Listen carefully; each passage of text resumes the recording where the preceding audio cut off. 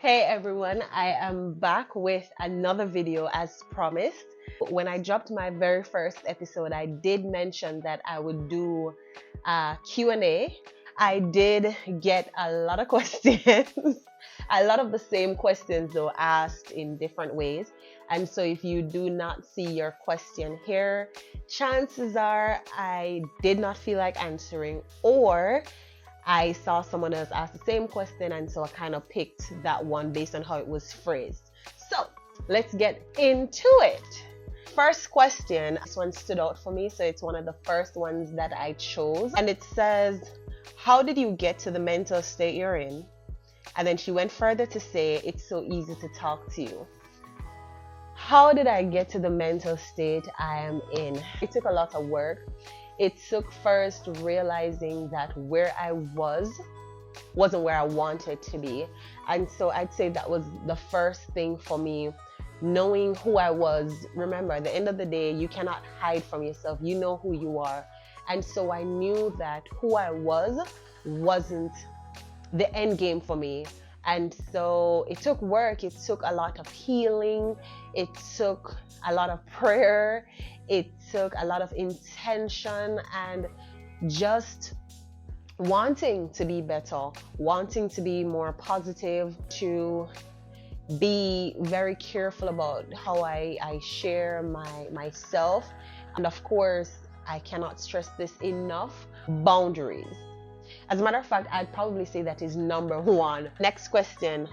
What's your biggest pet peeve? I did get this a few times. When people do not respect my time and people who do not respect boundaries. I hate it when I set boundaries, very clear boundaries, and people feel like the reason I set them is for them to figure out if I will honor them.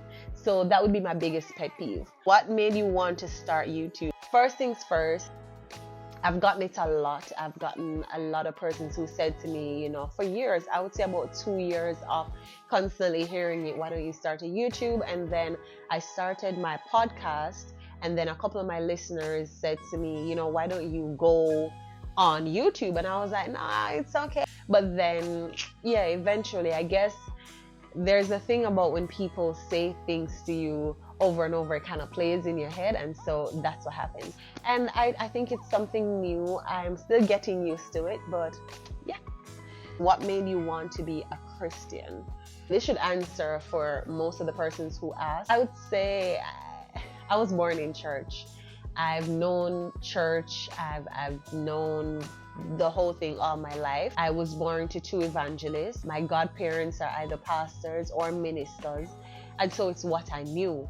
As far as my personal relationship with God, I was at a place in my life where I felt like there was nothing else. I knew I wanted more. I didn't know what the more was, but I knew there had to be more to life than just, getting up every day, doing the same things over and over, still feeling the same way.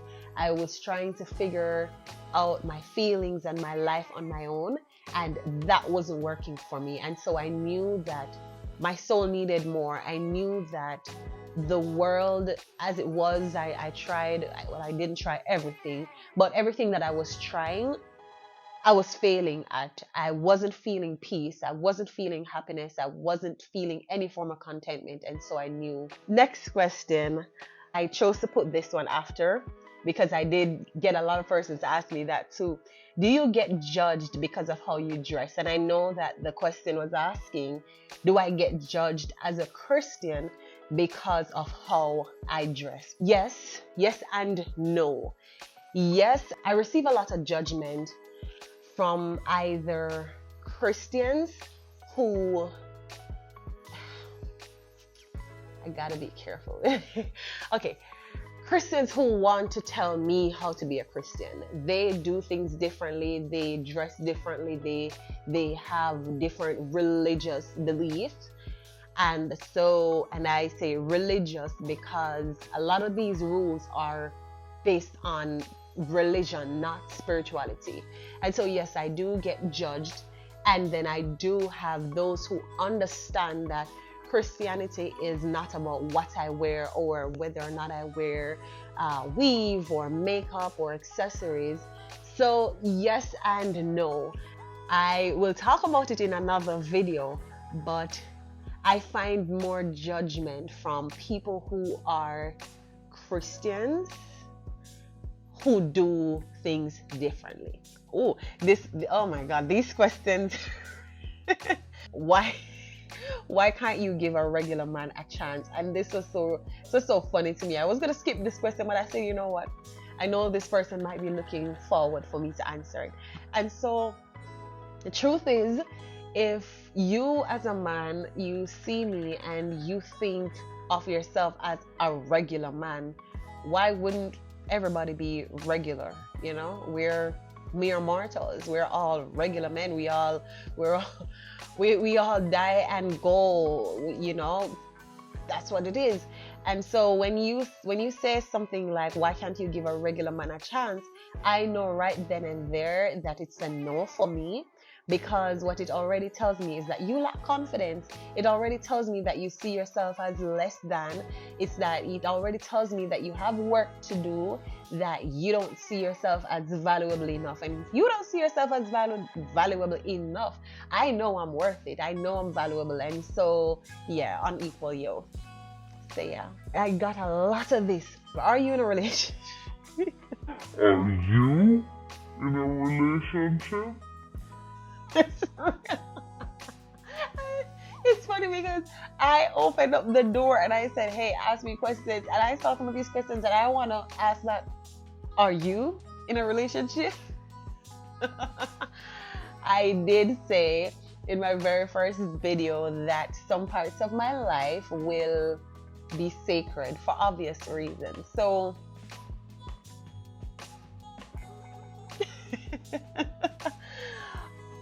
do you have any regrets? Yes, I know the right answer to that would be no, but yes, I do. I do. Absolutely do. Can I look back and say there was probably something to take away from whatever it is? Yes. Can I look back and see there was purpose in it? Yeah. Do I still have regrets? Absolutely. I know there's this quote that says no regrets and you know, whatever. What is your biggest fear? One of my biggest fear, the thought that I could be on earth and do nothing.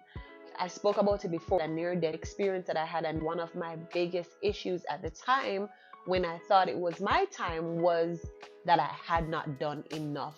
I started reflecting on what I could have done differently, how I could have made an impact, how I could have lived more boldly. That was one of the things that terrified me more than anything. So yeah, my biggest fear is not loving as much as I could, giving as much as I could, pouring into others, having fun, enjoying time with my daughter, having experiences with the people that I love. That is my biggest fear. Dying or being down on my last and realizing I didn't do any of that, or I hardly, you know, got a chance to. Do you want more children? I know for a fact my close friends did not ask this question. I know that because they would not even ask me that. They do not care. They would say, when are you? The answer to that question is yes, I do. If you know me, you know how much I love children. I adore them very much.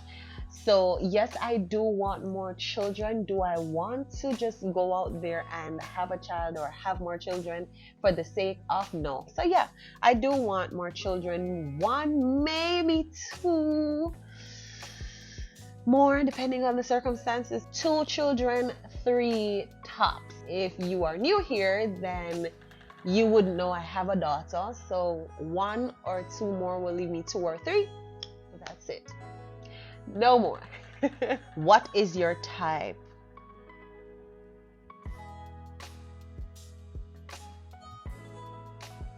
I really think this is a trick question There was a time when I would tell men what my type is, but then I realized that the whole idea of asking you your type is for you to tell them so they can pretend they're exactly that when they're really not. So whoever asked me that question, when he comes or if he's already here, because he's my type, but yes. How old are you? Ooh. I hope this wasn't a guy asking a lady how old she is. But I am 30. I felt that in my chest. When you ask how old am I, do you mean like how old am I on paper? How old the government thinks I am? Or how old I feel that I am? Because there's a difference. The government thinks I'm 32. I feel 25. What do you do for fun? I like quiet time, so anything that I do for fun more than likely is something that happens in quiet time. I love to practice self-care. That is actually really fun for me. I like creating. I like reading. I talk to my friends for fun. I find things to do with my daughter. What's my favorite food? I love food altogether. I somehow though, if I had a favorite food, it would probably be something Mexican. I love tacos. Oh my God, I enjoy Chipotle. It's probably Mexican food. I'll answer 2 more questions. Why don't you date younger men? I know this is a guy and I know he's a younger guy. I wouldn't exactly go out on a limb and say I don't date younger men. I have tried it and I failed at it. I'm not very good at it. I give it a 1 out of 10. Do not recommend for me. I would not recommend it to anyone. If that is for you, baby, that's fine. I just don't think we have a lot in common, and that's why I said I won't reach out on a limb, because there are younger men who are very mature, who know what they want and do something other than play video games all day in their spare time, who take charge, who will take charge of the household, who know how to be fathers so you don't have to teach them and whatever. I have not met any for myself. I know people who are in relationship with younger men and it works out great for them, and that is beautiful. But I have not met any of those guys. Like I said, I have dated younger men, but it just wasn't it for me. So I will not say there are none. I will not at all say, I am not saying younger men are immature and they sit around and play video games. I'm not saying that. I'm not saying any of that. I got tired of having to be the teacher, to be their mom, pouring into people who just cannot pour into me. That's why I personally, I don't prefer it, and I will not say I would not consider it. But for me, yeah. Okay, this is the one I chose for last. If you could have a conversation with your younger self, how do you think? I think they were asking, how do I think that conversation would go? Basically, they were saying, if I was to sit and have a conversation with my younger self, how do I think that conversation would go? I think there would be a lot of love, pain, tears. There would be a lot of hope, because the conversation that I would have with my younger self would be one of hope, one of encouragement, one of reassurance, probably a lot of laughter, because I do love to laugh. But those are all the questions that I will answer in this episode. I'd probably do this again another time. It was really fun. When I do open up this opportunity again, feel free to ask your questions. I'll either answer it or I'll choose not to answer it, and that's fine. Do have an amazing rest of the week, guys. Thank you so very much for tuning in. Do not forget to like, share, and subscribe. And of course, Leave your comments down below. I look forward to hearing from you. I look forward to connecting with you, and I will not be able to do that if you are silent. Reach out, of course, follow me on Instagram, follow me on TikTok, on Instagram at blooming.shan, on TikTok at Blooming Shan. And of course, feel free to email me, send me a DM, however it is that you feel more comfortable to connect, do that. And I will see you in another video.